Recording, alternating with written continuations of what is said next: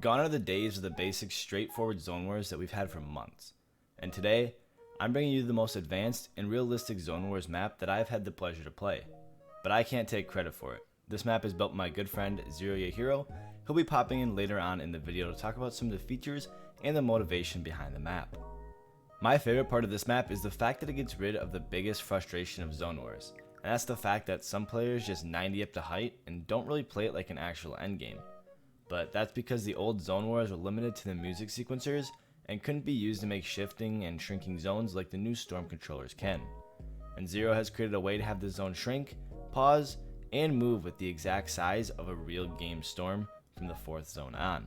And not to mention, the zones are random every single game, so you're not having the same straightforward gameplay. You're going to have one game that moves up the hill, and the next you're going to be going down the hill. It may seem insignificant, but you can really feel the difference, like I said, with the zones being randomized, but you're also going to get different spawns every game, which will throw a huge difference in how your game will play out because of the terrain this map has. It's not anything drastic like Polar Peak, but there's a big enough altitude that allows for games to play out completely different depending on where you spawn. High, mid, and low ground all allow for a completely different playstyle that you can't get in your typical Zone Wars map. Now, I could tell you everything about the map and the core features, but who better to explain it than the creator? So I'm going to let Zero take over and explain his motivation to create this map and the features he was able to pack inside of it. Alright, thanks to Lage for the intro. I'm Zero Hero, the creator of the map Vortex Zone Wars, and I'm here to give you a rundown of the map's qualities and functions starting from the terrain. The reason I use this terrain, are also known as the Volcano map in creative mode, is because it has the most dynamic terrain that goes both uphill and downhill. This terrain is good to practice because it can represent any biome or location on the map. It will make each game feel different depending on your player spawn or zone location. This helps the replayability so you and your friends shouldn't feel bored over repetitive games. Zone Wars, since the start, has always been tunneling, W keying, and infinite rotating. I wanted a map where that wasn't all you could do and where turtling is reasonable, and W keying isn't as often and as punishable. I wanted that feeling of a stacked endgame where everyone is in their own boxes in a small circle, picking people off, and are waiting for that next zone to rotate, etc. And this map does exactly that. This map does have the most advanced storm phase system out there for a zoners map, but creative mode is sadly limited and there are noticeable differences in this map. But I figured I'd mention them anyways. In a real game, some zones move instantly after each other, but due to creative mode limitations, there has to be 5-second wait for zones to move. Another mostly unnoticeable difference is zones might feel slightly slower, but like I said, it is almost unnoticeable and still plays out and feels as fast as competitive endgame. If you're not convinced yet or want to hear more, this map stands out more than any other right now. The first realistic storm movement in creative, with randomly generated shrinking and shifting zones. Most maps usually are a straight line with one movement, but this one has multiple and short and fast storm phases to help you practice endgames in a super realistic environment. This map also has a good use of box or turtle spawns as they're spread out across the first circle, and since the zones are random, some people have to rotate and some get to turtle. Like my point, a map that has reasonable times to turtle and reasonable times to rotate depending on the spawn of the zone. This map has random items starting at green, ending at legendary. All items are items you will pick up for comp. For example, through the random items, you will not get pistols or scoped AR, etc. In other zoners maps, you will notice most people get eliminated in the first few seconds or minute. In this map, people will want to go for the placement, and sometimes nobody gets eliminated until the last minutes. Overall, I had a fun time creating this map and testing out with viewers on stream and friends. Season X has been a bummer for comp, but I hope this gives you some playtime and practice as currently Arena is in shambles. No worries, no Optimus Prime or Iron Giant in this map. If you want to learn more and or see more of me, I create all types of zoners maps, and very soon I will have a tutorial on how to use the new storm beacons and the mechanics to create your own zoners map on my YouTube channel.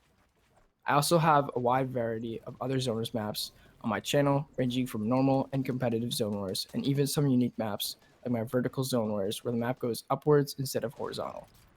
If you want to check out any more of my maps or learn how to build your own, make sure to check out my links down in the description and check out some of my other maps. See you guys later. Code is in the pinned comment and description.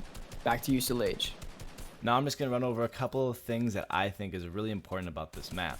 I think one of the biggest perks is that it just replicates a real game so well, and it gives extra depth to the map and helps you practice situations that you're going to have to face in-game, such as third parties, disengaging, and rotating smartly, all of which you cannot get in a normal Zone Wars where players just 90 to height. And in this map, players have no choice but to play smartly, since if they blindly 90 or just W key everyone, things aren't going to end up well, as a lot of players will just have angles on them like a real game.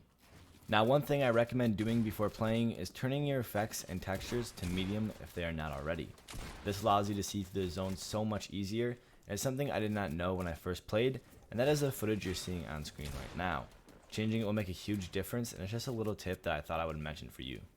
Now that is all I have for you guys in terms of commentary, but I want to let the rest of this match play out, as you guys can see another endgame, and they are pretty intense. So thank you guys for watching today's video. Hopefully you enjoyed all of it, and if you did, make sure to follow my Twitch and Twitter down in the description. I stream quite often on Twitch and tweet about my life and sneak teasers of my maps on Twitter. Don't forget to like and subscribe for more future tips, tricks, and tutorials. If you want some more right away, check out the playlist and videos that will be on screen at the very end of the video for some great ways to elevate your game. Other than that, thank you guys all for watching, and I'll see you all in the next one.